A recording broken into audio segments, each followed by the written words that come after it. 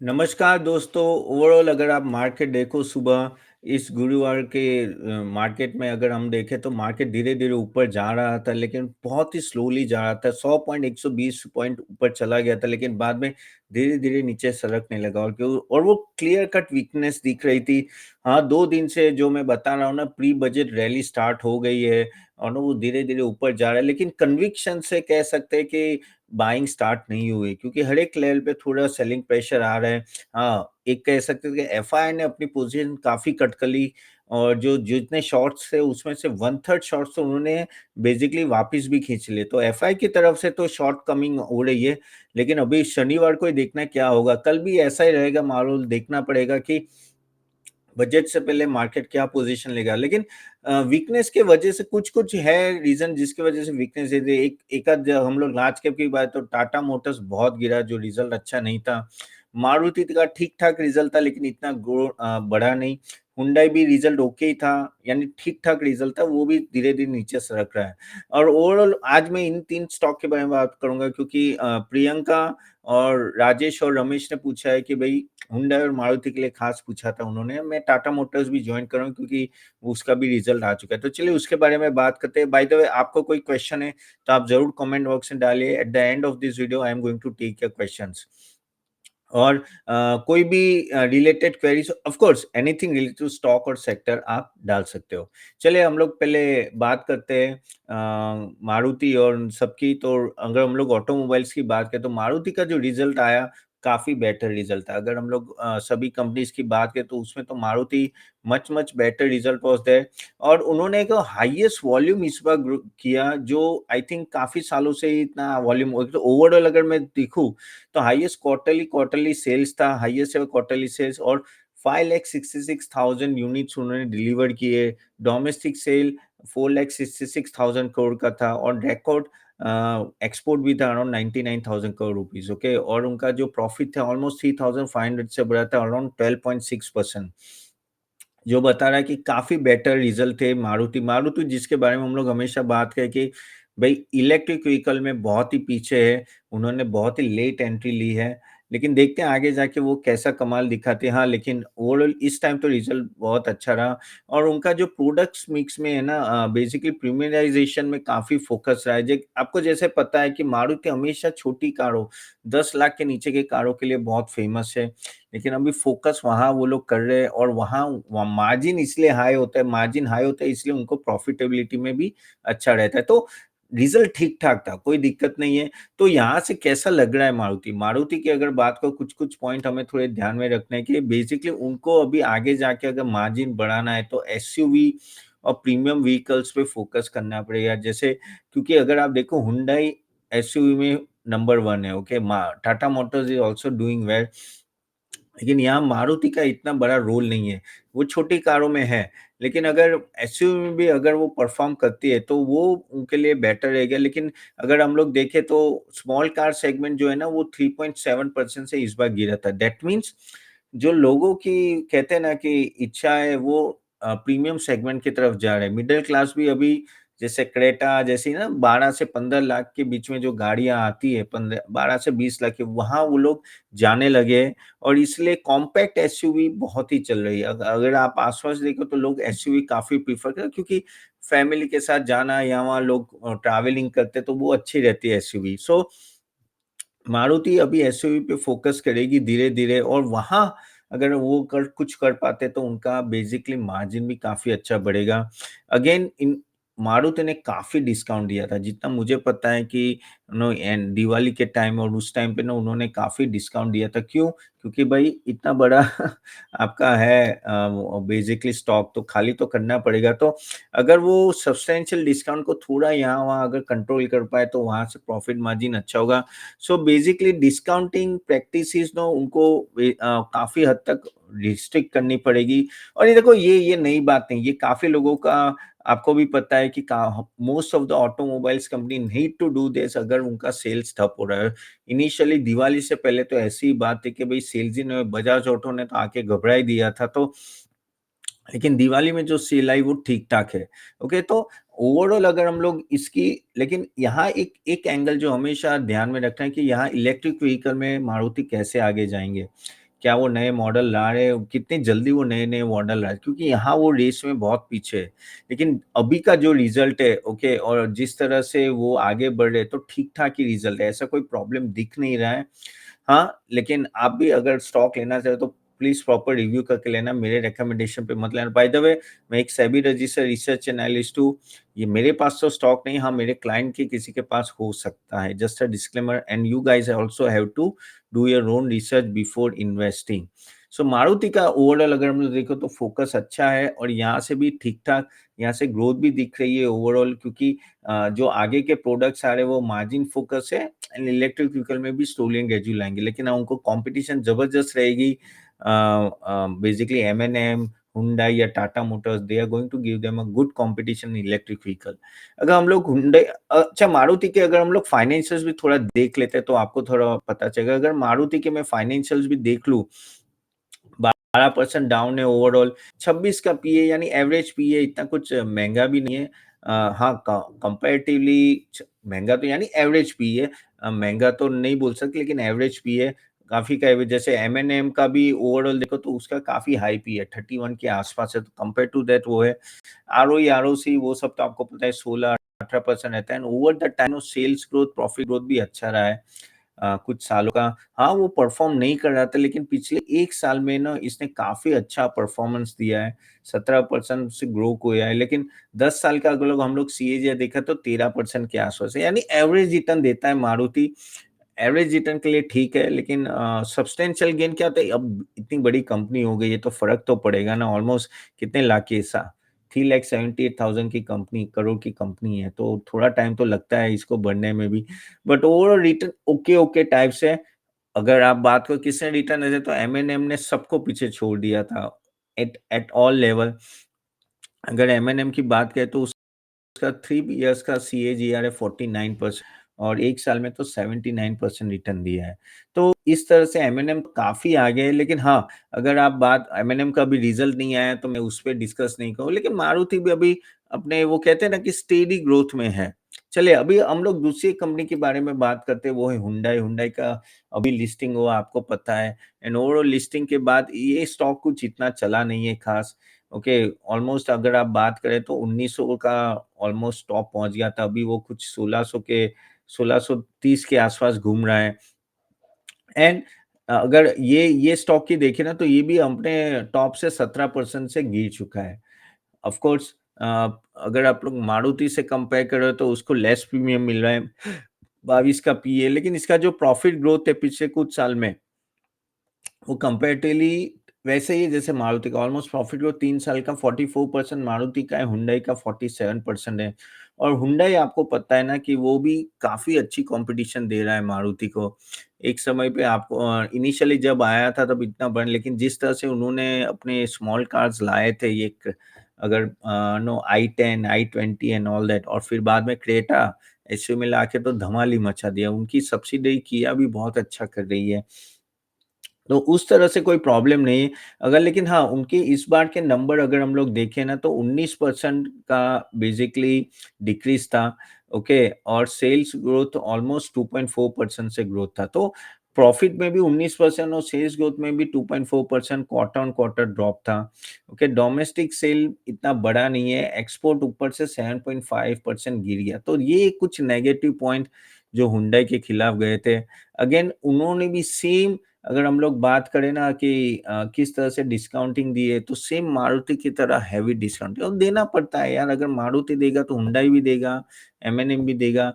लेकिन हुंडई तो direct competition में आता है, और उसके वजह से ना उनका ऑपरेटिंग मार्जिन 12 से 13% से गिर गया।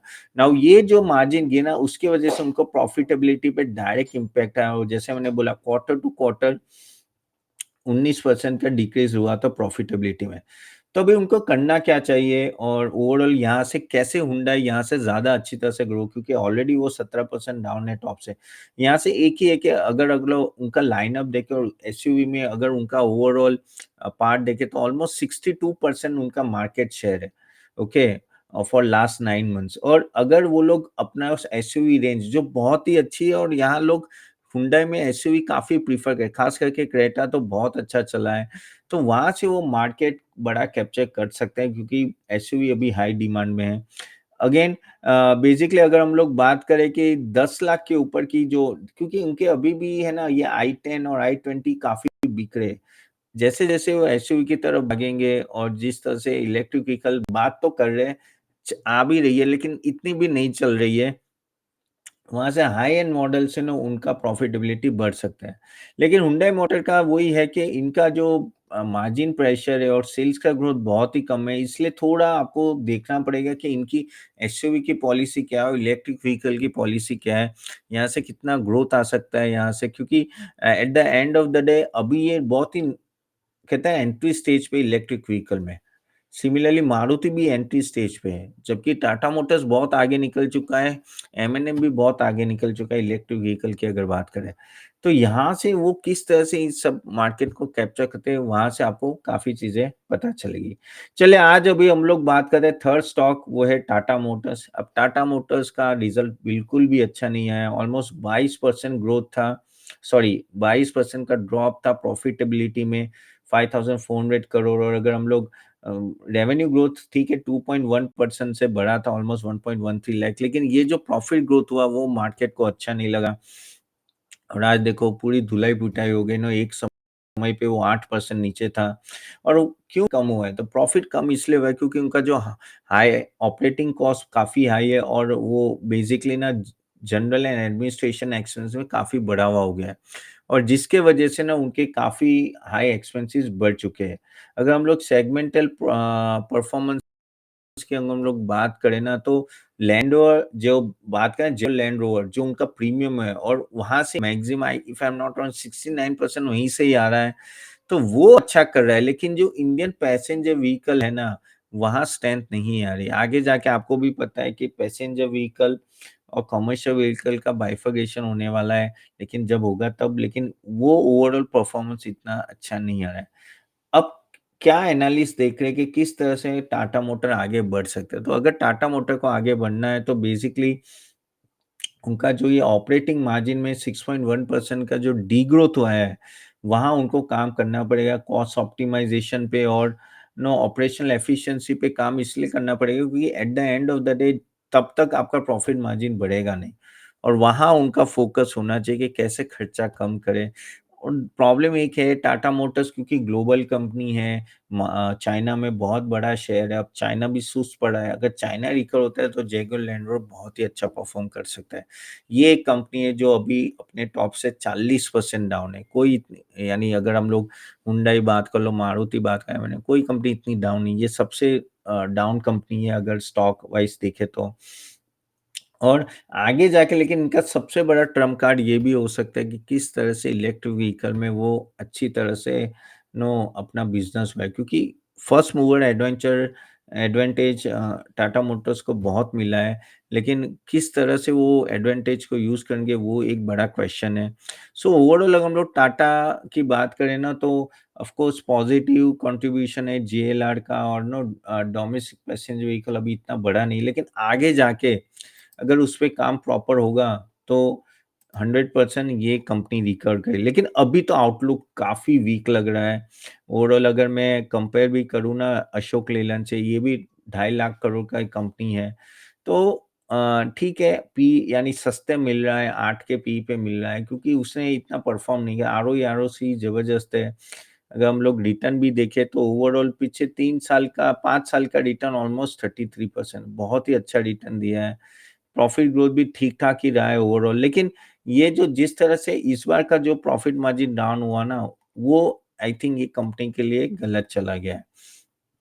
तो ये चीज़ आपको देखना है लेकिन 1 साल में अगर आप देखो तो 20% का डिग्रोथ है। सॉरी स्टॉक प्राइस की बात करो तो स्टॉक और टाटा मोटर्स में बहुत लोग गुस्से हो गए।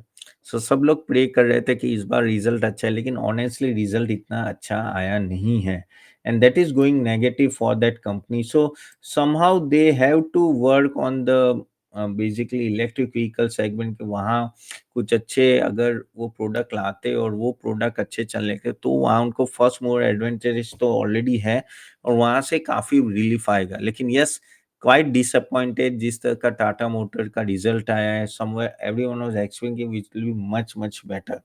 एनीवेज ये सब मेरे I am just giving you an information, ये कोई रिकमेंडेशन नहीं है। प्लीज़ अपने फाइनेंशियल एडवाइज़र को पूछ के ही इन्वेस्ट करना है, ओके? और यस, अगर आप चाहते हो कि हमारी रिकमेंडेशन सही तो हमने लिंक दी गई है, और गाइज़ हमारे मेंबर्स जो है ऑलरेडी, प्लीज़ आप जाके देखिए, आपको मेल भी आ चुका होगा। म्यूचुअल फंड सर्विसेज़ हमने ऑन कर दी है, तो recommendation on that part you can go and check it out, सबके रिसर्च रिपोर्ट्स भी अवेलेबल है। चलिए अभी हम लोग क्वेश्चन एंड आंसर राउंड लेते हैं, तो आपके कुछ क्वेश्चंस ले लेता हूँ मैं। आपके कोई क्वेश्चन है, please type in the comment box, and guys do like and share this video to everyone, okay? और सब्सक्राइब टू चैनल। चलिए अभी बात करें विकास तनेजा के। Sir we measure P price to book value for NBFC in banking sector. Currently, Geo Finance a price to book value only one seems at very low ratio compared to peers. I have two queries in that. If the is the 6% holding of Reliance share should be considered in book value after taking holding company term based on the price to book value one should I buy? नहीं, इस तरह से विकास जैसे आपने बोला 100% you are right, because ये रिलायंस की holding है 6%, उसके वजह से प्राइस टू बुक वैल्यू नीचे है। तो अगर वो निकाल दोगे तो ऑफ कोर्स नो काफ़ी फ़र्क पड़ जाएगा, लेकिन मार्केट ये कंसीडर कर रहा है, मार्केट को पता है कि इसके वजह से ये नीचे है। लेकिन मैं ये बोलूँ कि जियो फाइनेंस की अगर हम लोग अगर बात भी करें ना, ऑफ कोर्स वो बजाज फाइनेंस के सामने कंपटीशन में है, लेकिन उनके जो बड़े-बड़े प्लान्स हैं, अनलेस अनलेस वो मटेरियलाइज़ नहीं होंगे ना, ये कंपनी हमेशा महँगी लगेगी। तो मेरे हिसाब से आई थिंक आप थोड़ा वेट कर सकते हो, ऐसा कोई स्टॉक भागे नहीं जा रहा वाला है। ऑफ कोर्स वो लोग ब्रोकिंग इंडस्ट्री में फॉरेक कर रहे हैं, ब्लैक रॉक के साथ एंड ऑल दैट, लेकिन ये इनफ चांस देगा आपको लेने के लिए, बाय करने के लिए। लेकिन आपका जो पॉइंट है कि 6% only of Reliance industry, yes correct है, उसके वजह से ये प्राइस टू बुक वैल्यू काफ़ी लो लग रहा है, अगर निकालोगे तो काफ़ी हाई हो जाएगा। तो this is what you can, of course this is not just a suggestion, you can do your own research if you want, but yes you can wait if you want. Pankaj Jain, India government to stop brain drain so that DeepSeek type AI, हाँ, okay, India is a greater talent, yes. तो ये पंकज जी बोले, मैंने last question पूछा था, वो Keynes वाला video था कि भाई हम लोग क्यों डीप सेक जैसा एआई नहीं बनाते, लेकिन आई थिंक यस्टरडे जैसे मैंने पढ़ा, और अगर गाइस आप लोग को पता हो तो मैं टॉप 10 शाम को हमेशा 7 बजे के आसपास डालता हूँ, आउटलुक फॉर नेक्स्ट डे, अगर चाहो तो आज भी आप देख पाओगे। तो वहाँ मैंने बताया था कि इंडिया में टैलेंट की कमी नहीं है, लेकिन वो गवर्नमेंट इंफ्रास्ट्रक्चर चाहिए एंड ऑल दैट।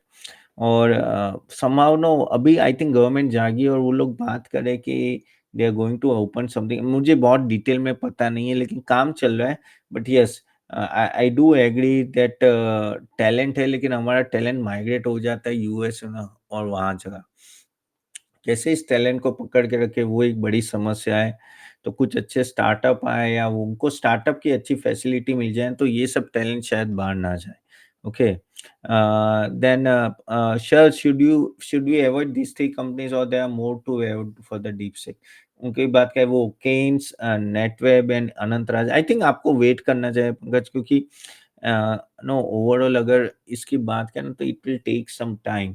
हमें पता नहीं है डीप सेक का इम्पैक्ट कितना बड़ा है। इट्स अ कंप्लीटली नो पूरा टर्न अराउंड इवेंट कर देता है वो, और पूरा ये इंडस्ट्री को हिला के रखा हुआ है। So we have to wait and understand कि इनका डिसीजन क्या आता है, ओके? इसका इम्प्लीकेशन क्या आता है। अनिल को पुडाटो, Fed reserve decision will come to on interest and monthly, yes Fed ने कुछ चेंज नहीं किया, वहीं का वहीं था, और ऐसे ही सबको पता था कि ऐसा कुछ होने नहीं वाला है। सो वहाँ कोई चेंजेस नहीं है, और ओवरऑल मार्केट भी यूएस का मार्केट ठीक ही था। अगर उनको इतना टेंशन था तो वो गिर गया होता ना, लेकिन कुछ गिरा नहीं है। ओरिएंट इंटरनेशनल के कौन है, जवाद खत्तर 388, ओरिएंट टेक्नोलॉजी के बारे में बताइए सर, वी डू, क्या वो रिकवरी करेगा? Okay, Orient Technologies, 1 minute. देखो यार, मैं चार्ट स्पेशलिस्ट तो नहीं हूँ। ओरिएंट, 1 मिनट। क्या स्टॉक है, स्टॉक का नाम क्या है? Orient Technology, sorry sorry sorry, Orient Technologies. So Orient Technologies की हम लोग बात करें तो डाउन सर्किट है, अरे बाप रे, वो तो नीचे ही नीचे गिरता जा रहा है एंड एवरीथिंग। ओके, तो ऑलमोस्ट 35% चला गया है नीचे। एंड अगर मैं देखूँ कि सेल्स वेरिएंस 34% है और नो प्रॉफिट अच्छा खासा बढ़ा था ये, प्रॉफिटेबिलिटी अच्छा खासा बढ़ा था, लेकिन समहाउ इसमें प्रॉब्लम यही है कि पी भी धीरे-धीरे नीचे आ रहा है। बाकी सब ठीक है, यहाँ कोई न्यूज़ लग रही है, ये स्टॉक इतना गिर क्यों रहा है? क्योंकि अगर आप देखो तो अपने टॉप से तो वो अच्छा खासा 34% गिरा है। आई थिंक आप रखो, मुझे कुछ ज़्यादा पता नहीं है कि कंपनी में अंदर कुछ ऐसा है, लेकिन रेशियोज़ और वो सब अभी का तो मुझे ठीक लग रहा है। I think you should wait for some time. Okay, Jawad Akhtar. Okay, Jawad Akhtar, government should ban DeepSeek in India. अब वो तो पता नहीं है कि वो करेंगे कि नहीं करेंगे, लेकिन इतना पता है कि बातें चल रही है कि डीपसीक जो आपका डेटा लेगा वो चाइना ट्रांसफ़र हो जाएगा। आपका पेमेंट सिस्टम या कुछ भी अगर आप एनरोल करते हो तो वो सब चाइना चला जाएगा। ऐसी बातें तो चल रही है। मुझे नहीं लगता वो शायद बैन करे, शायद कर भी सकते हैं लेकिन अभी तो नहीं करेंगे। दुबंतु Pratap 67 your call on Vodafone Idea. Well Vodafone Idea तो I will not go for that stock, क्योंकि ऑलरेडी कंपनी प्रॉब्लम है, बड़े प्रॉब्लम है और ऐसे सब स्टॉक्स में भागना भी नहीं चाहिए। आप देखो अभी जिस दिन वो सुप्रीम कोर्ट का ऑर्डर आया ना कि भई हम लोग वो रिलीफ नहीं देंगे 34 और 1000 करोड़ की, तब से ये स्टॉक गिर ही रहा है। और मेरे हिसाब से I I am not too much sure about this stock, so take according to decision. Of course you can do your own research. Outlook of Waaree Renewables भी भानु प्रताप आपको वेट करना पड़ेगा। ओके, एंड अगर मैं बात करूँ ना तो इसकी वाणी रिन्यूअल्स में प्रॉब्लम एक ही है कि यूएस में 90% एक्सपोर्ट हो रहा है और ट्रम्प साहब बोल रहे हैं कि भाई I don't watch for the this one, I don't watch for the renewables. और ये एक बेसिकली इनके लिए बहुत बहुत बड़ी नेगेटिव। और देखो धीरे धीरे ये सरकता ही जा रहा है।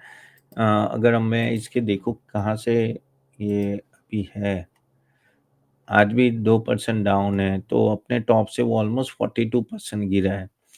Wait for the tide to change, इतना इतना मुझे नहीं लगता कि जल्दी होगा। थोड़ा टाइम लगेगा इसको रिकवर होने में, so accordingly you can take decision. But I think one should wait for 3 to 6 months on to understand where the things are going based on the current valuation they are having and also किस तरह से Trump behave कर रहे हैं। Okay, Bhanu Pratap बोले कि thanks for the nice answer, my favourite stock Suzlon when I started 8.5। Okay,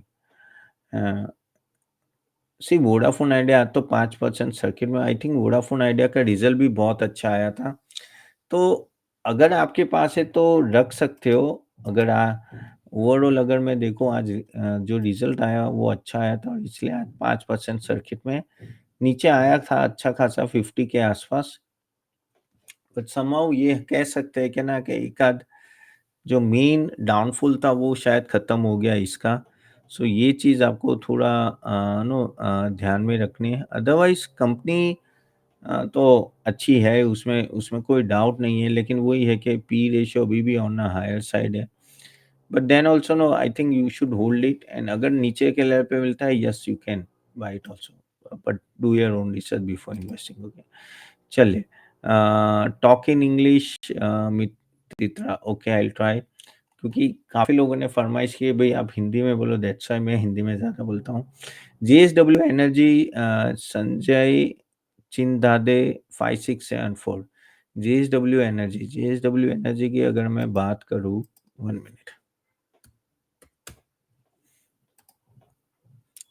तो ये स्टॉक अपने टॉप से ऑलमोस्ट 40% गिरा है। ठीक है, स्टॉक ठीक है, इतना कुछ खास नहीं है यार ऑनेस्टली। और ये सब कैसे स्टॉक होते हैं ना, तो वो based on the market situation and all that. Okay, economic situation अगर बुलिशनेस होती है तो मेटल अच्छे चलते हैं, नहीं तो नहीं चलते। तो ये सब चीज़ें आपको ध्यान में रखनी है, not metal, sorry, power and all that. Okay, और इकोनॉमी में डिमांड कैसी है। जेएसडब्ल्यू एनर्जी अगर आप देखो ना, तो कंपनी बहुत अच्छी है, ओवर द टाइम अगर उन्होंने generation of power and all that facility बहुत अच्छी प्रोवाइड की, लेकिन मेरे हिसाब से आप रुक सकते हो थोड़ा टाइम, क्योंकि अभी भी पावर सेक्टर में काफ़ी सारा पेन है। ओके, दैट वाज़ व्हाट ठीक है। देन राजसूब 3884 analysis of Craftsman Automation like to hear. Craftsman Automation अगर मैं बात करूँ तो 1 मिनट। तो क्राफ्ट्समैन ऑटोमेशन भी अपने स्टॉक अपने हाई से काफ़ी गिर चुका है, ऑलमोस्ट 42%। स्टॉक तो ओवरऑल ठीक है यार, इसमें कोई प्रॉब्लम नहीं है, लेकिन वही है, दिसंबर का बहुत ही खराब रिजल्ट आया था और उसमें जो मैक्सिमम एक तो डेप्रिसिएशन का कॉल था कि बहुत 103 करोड़ कर दिया, और इवन अदर इनकम भी थी नेगेटिव, इंटरेस्ट इनकम भी बढ़ा है। लेकिन स्टॉक मुझे ठीक लग रहा है ये stock overall. Yes, at a lower level you can think of buying, but it's a okay stock, थोड़ा और नीचे आता है तो सोच सकते हैं। ठीक है गाइस, तो चलो यहाँ तक रखते हैं guys. Hope you enjoyed the show, hope you enjoyed the video. आपके कोई भी क्वेश्चन है प्लीज प्लीज कमेंट बॉक्स में जरूर डालिए, और मैं आपको नेक्स्ट टाइम मिलता हूँ। और जैसे मैंने बोला, आपके रिकमेंडेशन देखने हमारे, तो please click the link below and do check out website. Okay then, see you, bye bye.